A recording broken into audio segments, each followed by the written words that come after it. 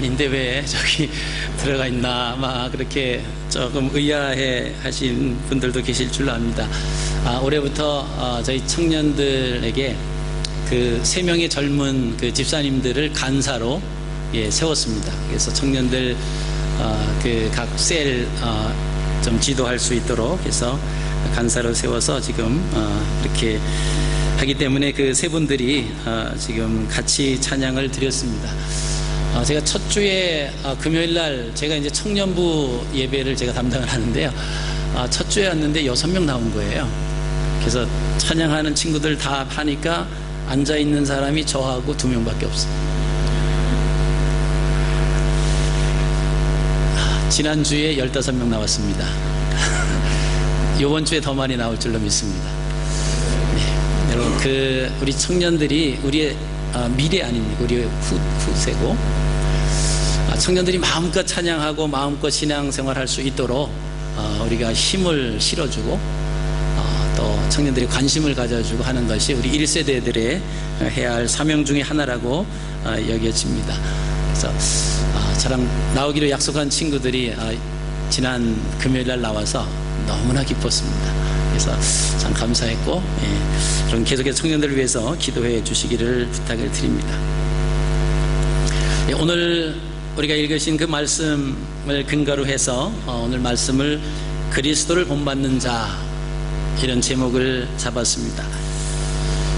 바울이 고린도 교회 성도들에게 그들을 향해서 그리고 오늘 우리가 하나님을 믿고 있는 우리들에게 사실은 외친 말씀이라고 볼 수가 있습니다.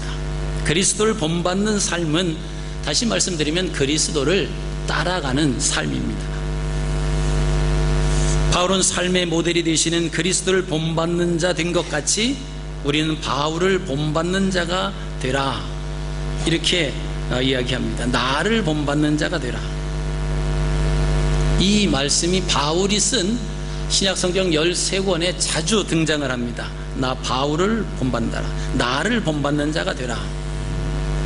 자, 그러면 왜 바울이 예수 그리스도를 본받아라 이렇게 명령을 하면은 간단할 텐데 왜 나 바울을 본받아라 라고 말을 할까라고 하는 의미를 우리가 생각해 보겠습니다.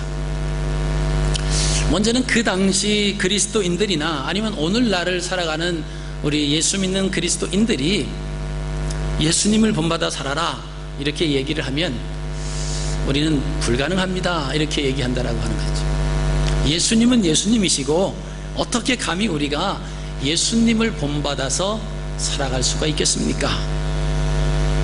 실현 불가능한 일입니다 이렇게 말할지도 모릅니다. 그래서 바울은 자신의 삶의 모습을 너희 눈으로 보고 있는 그 고린도 교회 성도들에게 내가 그리스도를 본받는 삶을 살아가는 것 같이 너희는 그것을 보면서 나를 따라오라고 말하는 것입니다.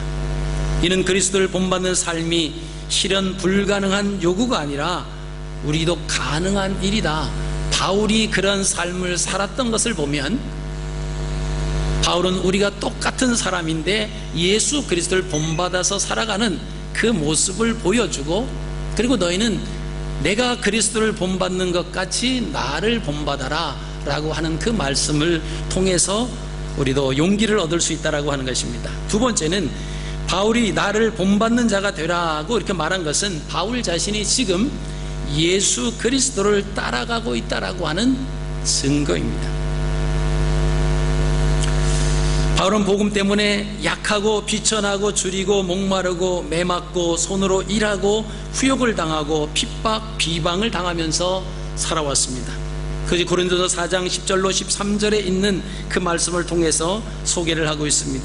우리는 그리스도 때문에 어리석으나 너희는 그리스도 안에서 지혜롭고 우리는 약하나 너희는 강하고 너희는 존귀하나 우리는 비천하여 바로 이 시각까지 우리가 줄이고 목마르며 헐벗고 매맞으며 정처가 없고 또 수고하여 친히 손으로 일을 하며 모욕을 당한 즉 축복하고 박해를 받은 즉 참고 비방을 받은 즉 권면하니 우리가 지금까지 세상의 더러운 것과 만물의 찌꺼기 같이 되었도다.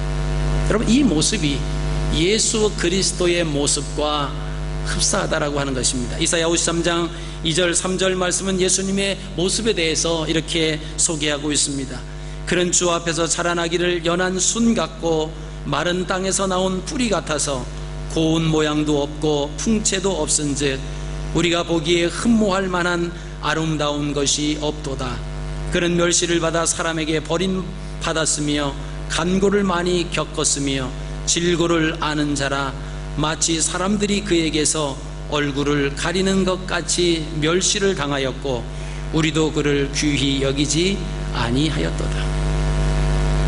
여러분, 바울이 복음 때문에 희생을 하는 것, 이것은 하나님과 이웃을 사랑하는, 즉 다시 말씀드리면 섬기는 의무를 다하고 있다라고 하는 의미가 됩니다.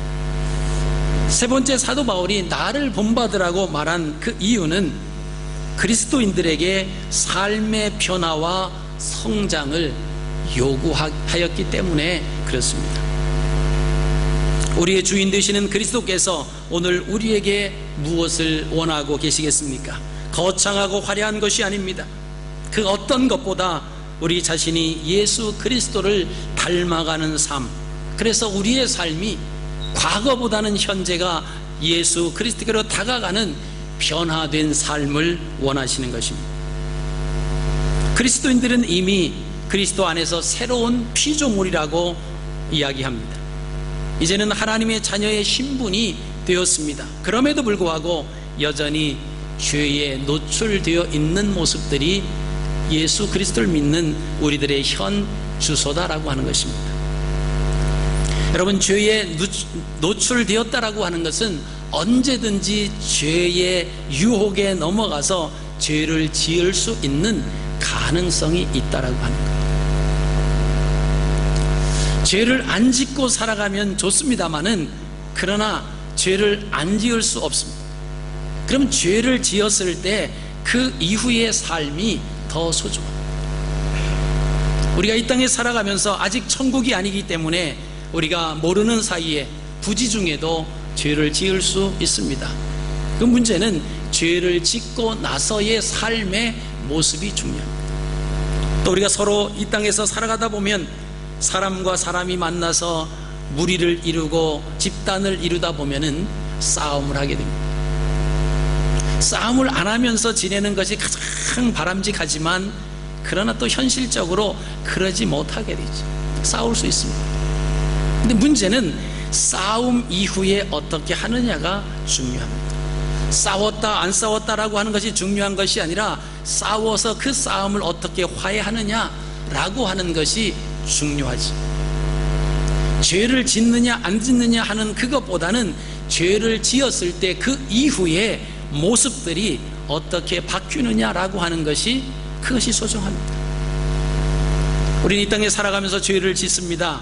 그러면서 하나님 앞에 그 죄를 그대로 놔두지 아니하고 죄를 하나님 앞에 고백합니다. 회개하고 그리고 하나님께로부터 사함을 받고 용서함을 받습니다. 그러면 그 모든 것이 우리가 하나님의 자녀로 서 있는 그 모습에는 아무런 이상이 없다라고 하는 것입니다. 물론 죄를 지은 것에 대한 책임의 요소는 따르지만 구원의 관계에 대해서 하나님과의 관계에 흠집은 나지 않는다라고 하는 말씀입니다. 사도 바울이 나의 삶을 본받으라고 말한 것은 바로 그리스도인들에게 그들의 삶이 변화될 것을 강력하게 지금 요청하고 있는 것입니다. 사도 바울은 인생의 삶을 경주자의 비유를 했습니다. 그리고 표대를 향하여 나가는 삶이라고 그는 갈파를 했습니다. 빌립보서 3장 14절에 표대를 향하여 그리스도 예수 안에서 하나님이 위에서 부르신 부름의 상을 위하여 달려가노라. 그 표대를 향하여 달려가다가 때로는 넘어질 수 있습니다. 꼬꾸라트림을 당할 수 있습니다. 물에 빠질 수 있어요. 매 맞을 수도 있습니다. 다른 사람들에게 비방을 받을 수도 있습니다. 근데 사도 바울은 내 인생의 삶이 하나님의 그 표대를 향하여 달려가는 인생이기 때문에 달려가다 넘어질지라도 다시 일어나서 달려간다라고 하는 거예요. 감옥에 갇혔기 때문에 하나님을 향해서 달려가는 그 마음이 거기서 멈출 수 없다라고 하는 사실입니다. 그것이 바로 변화된 하나님의 자녀들의 모습이 바로 그렇게 나타난다라고 하는 것입니다. 사도 바울은 계속해서 변화되지 아니하고 성장되지 아니하는 그리스도인들의 삶은 능력이 일어나지 않는다라고 이야기하고 있습니다. 변화와 성장은 거저되는 것이 아닙니다. 그리스도께서 보여주신 것처럼 순종과 섬김과 희생의 삶의 결과로 되어지는 것입니다. 그리스도인들에게 순종과 섬김과 희생의 삶이 따르지 아니할 때는 여러 가지 부작용이 일어나게 되어 있습니다. 자기 자랑이, 그리고 가난한 자를 멸시하고 방탕하고 무질서하고 시기와 분쟁과 교만 등으로 그 현상들이 나타나게 됩니다. 이런 현상들을 사도 바울은 고린도전서 3장 1절에 이렇게 표현합니다. 자라지 못한 자다, 미성숙한 자다, 그리스도 안에서 어린 아이들이라고 표현을 합니다. 그리고 계속해서 아직도 육신에 속한 자라고 표현하는 것을 우리가 보시게 됩니다. 오늘날 많은 하나님을 믿는 사람들이 여기에 해당된다라고 하는 것입니다. 오랫동안 예수 그리스도를 믿어도 교회에 오랫동안 다녔지만 그의 삶이 변화되지 않는다라고 하면, 삶 속에서 그리스도를 믿는 능력이 나타나지 않는다라고 하면 아무것도 아니다라고 하는 것입니다. 세상 방식대로 생각하고 세상 방법대로 행동하기 때문에 그렇습니다. 우리가 예수 그리스도를 본받는 삶이 어떤 삶인가를 오늘 세 가지를 우리에게 이야기해 주고 있습니다. 첫째는 그리스도를 본받는 삶은 사랑하는 삶입니다. 바울은 그리스도인들의 사랑을 강조합니다. 그리스도인들에게 사랑의 실천이 없으면 아무것도 아니다고 이야기합니다. 우리가 아시는 것처럼 1세기의 고린도 교회는 수많은 문제들이 일어났습니다. 그 고린도 교회에 수많은 문제들이 일어난 그 원인을 사도 바울은 사랑의 결핍이라고 이야기하고 있습니다. 여러분, 여기서 사랑이라고 하는 것은 무엇을 의미하냐라고 하면, 방금 말씀드린 것처럼 사랑이라고 하는 것은 순종과 그리고 섬김과 희생을 이야기합니다. 그래서 우리는 사랑을 받기 위해 태어난 것이 아닙니다. 우리는 순종하기 위해서, 섬기기 위해서, 희생하기 위해서 살아가는 그 모습이 사랑이라고 하는 것입니다. 그래서 우리는 사랑하기 위해서 태어난 사람입니다. 사랑받기 위해서가 아니라 사랑을 받는 것은 아닙니다. 사랑을 하기 위해서. 히브리인들이 말하는 그 사랑의 개념은 바로 순종과 섬김과 희생을 사랑이라고 이야기합니다. 그 고린도 교회에 그 수많은 문제가 일어난 것을 사도 바울은 너희는 사랑의 결핍으로 이러한 문제가 일어났다라고 하는 거예요. 그렇기 때문에 사랑하라, 이렇게 권면합니다.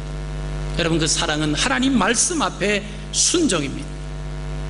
그 사랑은 하나님 앞에 헌신, 그리고 그 순종은 하나님 앞에 희생하는 모습이 있을 때 하나님이 보시는 진정한 사랑이다라고 하는 것입니다. 그래서 사도 바울은 이렇게 이야기를 합니다.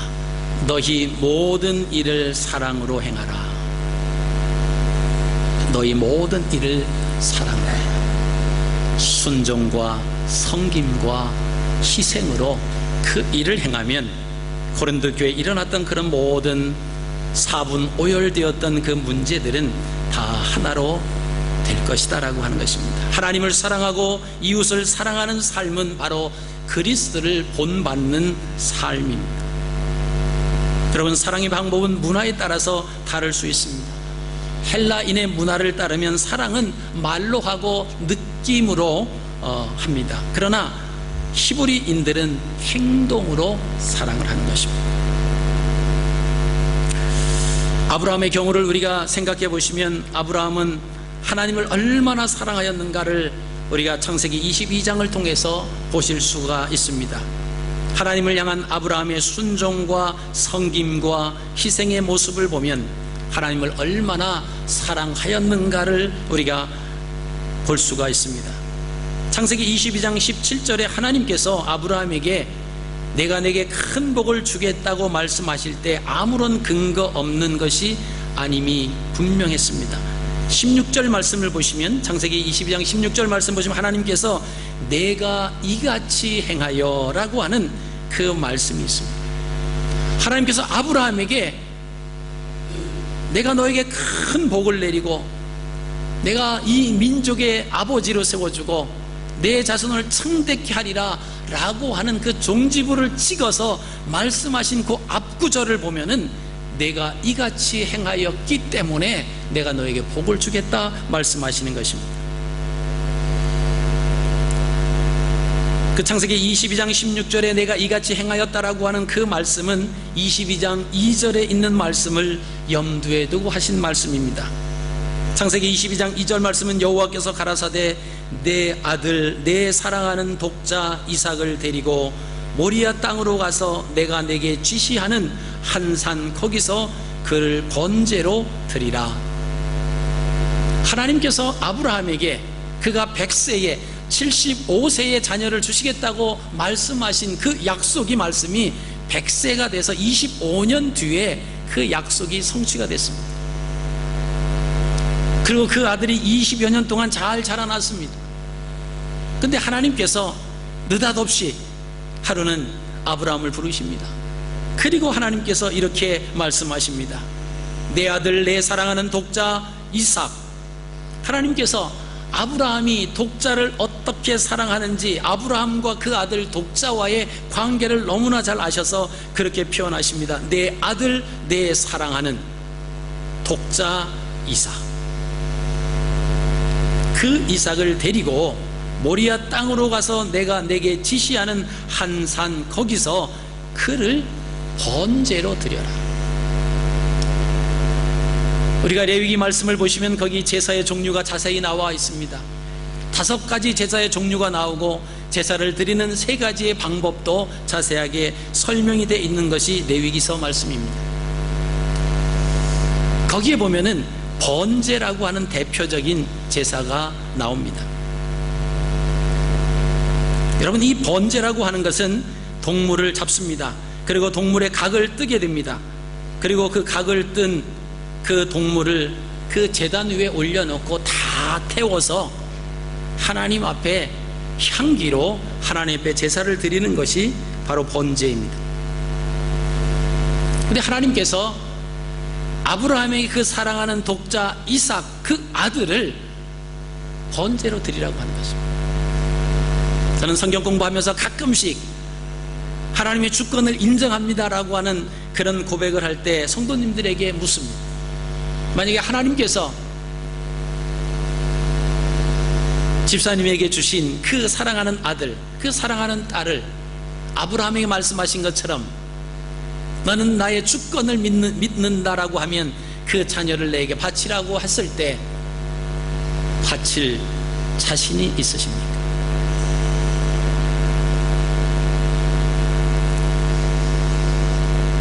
쉽게 바칠 수 있다고 자신 있게 대답하시는 분들보다는 그 질문 앞에 고개를 떨구고 고개를 옆으로 흔드는 분들이 더 많다라고 하는 것을 보게 됩니다.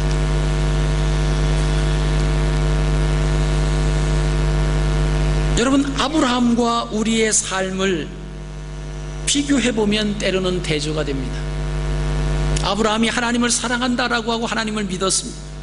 그래서 그는 그의 아비 본토 친척집을 떠나서 하나님이 지시하는 가나안 땅을 향해서 그는 모든 것을 뒤로 하고 고향을 떠났던 사람입니다. 아브라함에게 나타나시고 아브라함에게 말씀하셨던 그 하나님은 오늘날 똑같이 우리에게 말씀을 하십니다.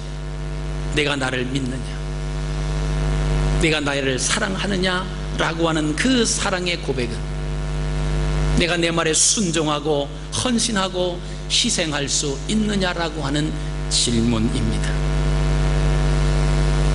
아브라함은 자기 생명보다 더 소중하게 여기는 보물 1호를 아끼지 아니하였다고 창세기 22장 16절은 이야기하고 있습니다. 우리는 우리의 독자, 즉 보물 1호가 아니라 우리가 소중히 여기고 있는 많은 것들 중에서 극히 일부분에 해당하는 그것을 하나님 앞에 드리기를 아까워하고 있는 현실들이 바로 우리들의 모습이다라고 하는 것입니다. 그러나 우리의 입술은 하나님을 신뢰한다고, 하나님을 사랑한다고, 하나님을 믿는다고 이야기를 합니다. 그러나 우리의 삶 속에서 행동으로 변화되어지지 않고 보여지지 않는다라고 하면 그 사랑과 그 고백은 허공을 치는 소리나는 구리와 울리는 꽹과리에 불과하다라고 하는 사실입니다. 아브라함과 우리의 차이점이 무엇이겠습니까? 그것은 바로 다름 아닌, 제가 볼 때는 하나님에 대한 믿음입니다. 하나님에 대한 신뢰의 문제입니다. 아브라함이 그 아들 이삭을 바친 것은 그 이삭을 사랑하지 아니해서, 아끼지 아니해서, 소중하다고 생각하지 아니해서 하나님 앞에 드린 것이 아니다라고 하는 것입니다. 그 아들을 드릴 수 있었던 것은 하나님을 믿었기 때문에 그렇습니다. 하나님께서 자기에게 말씀하셨던, 내가 내게 아들을 준다, 그리고 내 씨를 통해서 하늘의 뭇별과 같이 땅의 모래알과 같이 내 후손을 창대케 하리라 말씀하셨던 그 약속을 믿은 거예요. 그리고 그 하나님은 엘샤다이, 전능자 하나님이신 것을 믿었습니다. 하나님께서 나로 하여금 이삭을 죽이라고 하셔서 죽이지만, 그러나 전능하신 하나님은 이 아들이 결코 죽게 내버려 두시 아니하실 것이다 라고 하는 그 확신을 가졌습니다. 이것이 믿음이고 이것이 하나님에 대한 신뢰입니다. 여러분, 이 믿음과 이 확신과 이 신뢰가 없으면 우리가 어떻게 하나님을 믿겠습니까? 마지막 때가 되면은 이 세상이 어떻게 변화된다라고 하는 사실들을 우리가 성경을 통해서도 보게 됩니다. 그리고 오늘날 많은 유튜브나 그 미디어를 통해서 우리가 그런 이야기를 듣고 있지 않습니까? 요새 참 믿는 사람들의 마음을 막 동요시키고 막 불안하게 하는 것이 베레칩이라고 하는 거잖아요. 이 베레칩을 이마에나 손에 놓으면 우리의 생각까지 조작하기 가능하다라고 하는 거예요.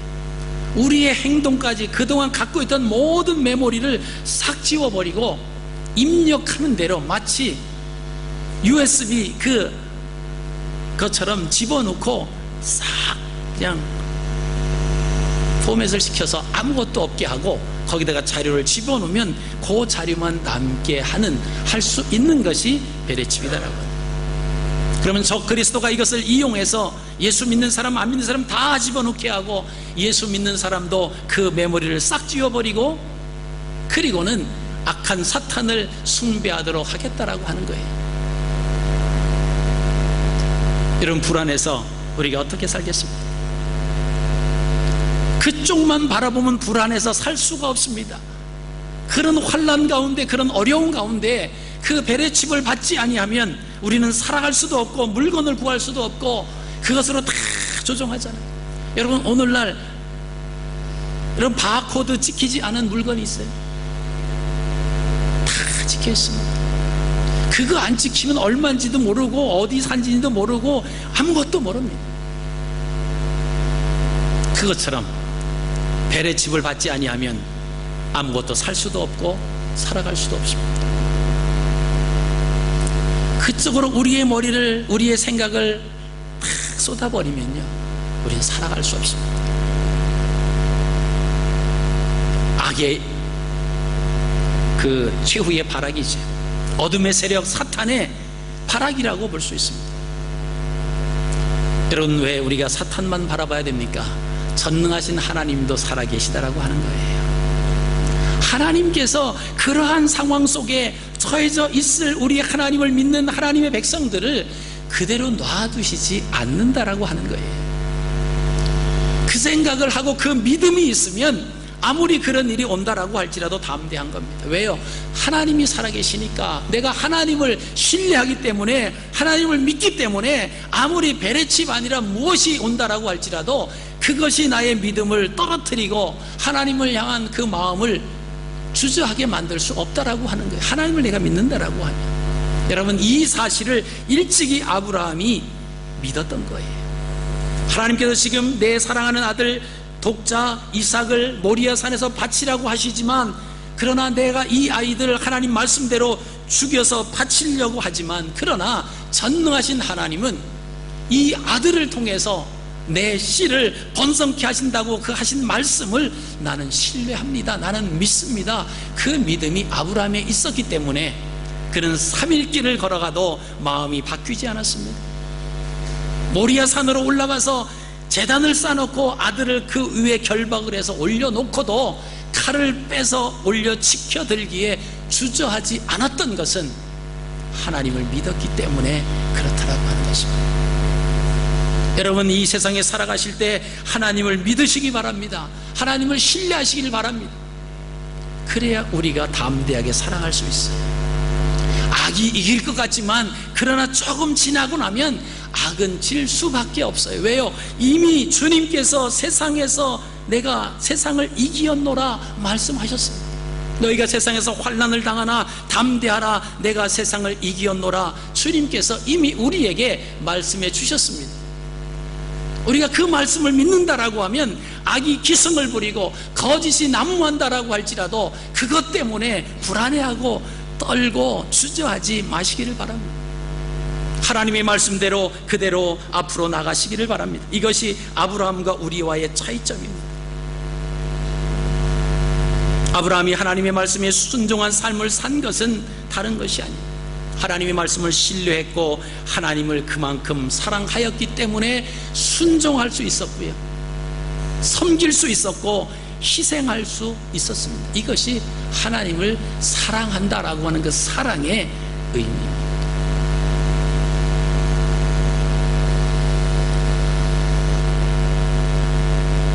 여러분 한번 따라 하시겠습니다. 사랑은 순종과 섬김과 희생이다.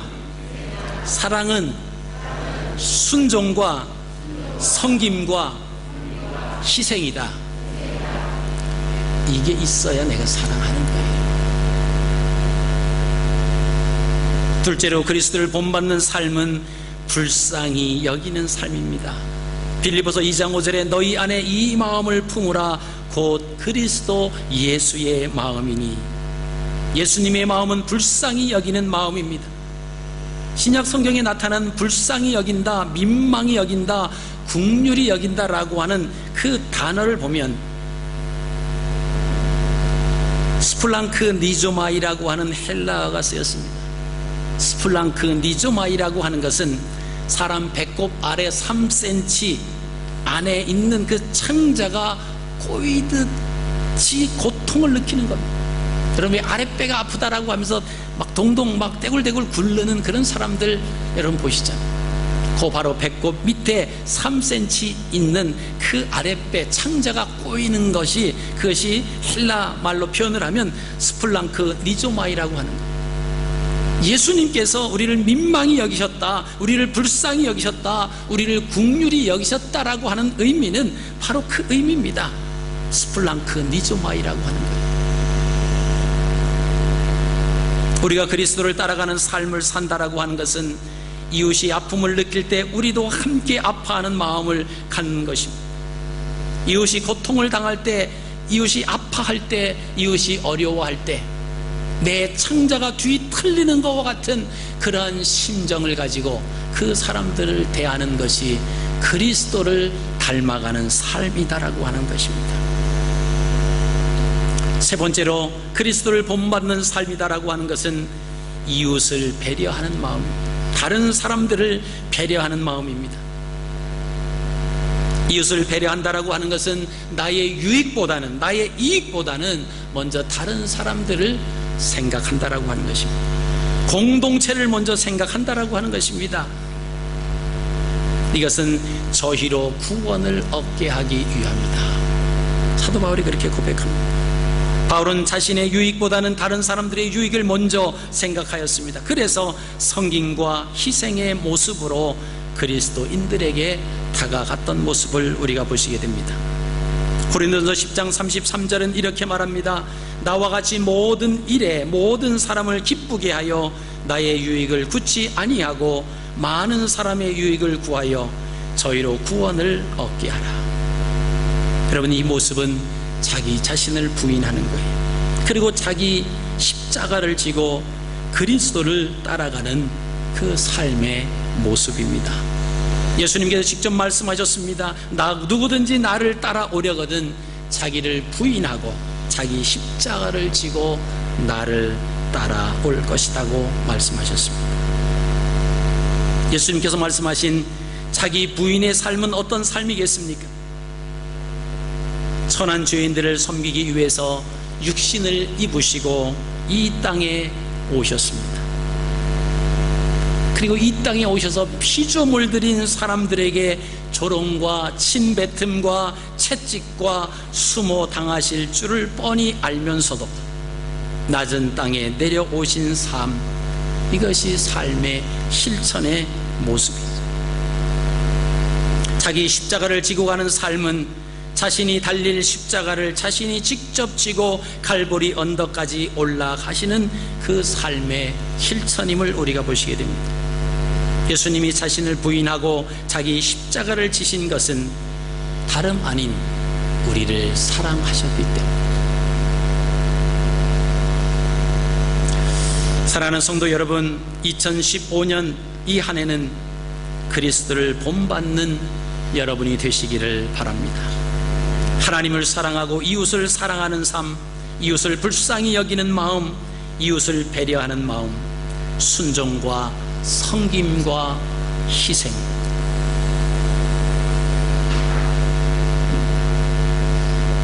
어떤 상황에 있어도 세상 것을 따라가지 아니하고 오직 길이요 진리요 생명 되시는 예수 그리스도만 따라가는 한 해가 되어서 하나님께서 일하시고 하나님께서 역사하시는 것을 우리의 눈으로 보고 하나님께 영광을 돌려드리는 귀한 한 해가 되시기를 주님의 이름으로 축복합니다. 살아계신 아버지 하나님, 은혜를 진심으로 감사드립니다. 우리를 사랑하여 주셔서 하나님 이 땅에 오시고 죽기까지 복종하시고 십자가를 지시고 골고다의 언덕에 오르신 것은 우리 인생을 구원하시기 위해서 그렇게 몸소 삶으로 보여주신 것을 우리가 보며 감사를 드립니다. 하나님, 우리도 예수 그리스도를 본받는 삶을 살게 하여 주시옵소서. 하나님을 사랑하게 하여 주시옵소서.